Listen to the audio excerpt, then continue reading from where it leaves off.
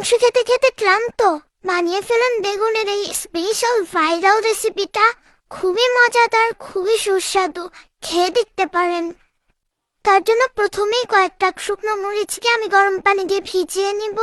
তারপরে বেগুনটাকে কেটে এভাবে কি বলে একটু ডিজাইন করে নিব, যাতে মশলাগুলো মাখালে ভালো হয় এবং ভিতরে যায়। ঠিক আমি যেভাবে বলছি এভাবেই করে নিতে হবে, দেখতেও সুন্দর লাগবে। খেতে তো অবশ্যই ভালো লাগবে। দেখা যাক কেমন হয়। এই বেগুন ভাজাটা কিন্তু আসলে অনেক টেস্টি।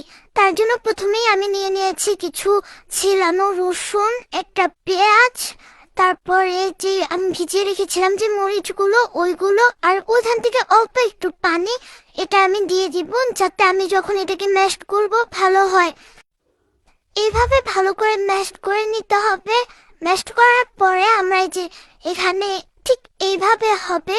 হয়ে যাওয়ার পরে এখানে আমরা দিয়ে দিব অল্প একটু হলুদ, অল্প একটু লবণ।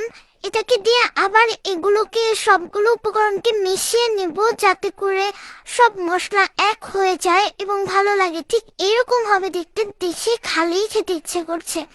তারপরে যে গরম পড়ছে এটা যদি হাত দিয়ে ধরে এখানে আমি দিই, হাতটা একদম পুড়ে যাবে জ্বলতে জ্বলতে। তাই চামচ দিয়ে এভাবে এটাকে সুন্দর করে সাজিয়ে নিয়ে একটা প্যানে তেল দিয়ে নিতে হবে। তেলটা দেওয়ার পরে আমরা বেগুনটাকে ছেড়ে দিব।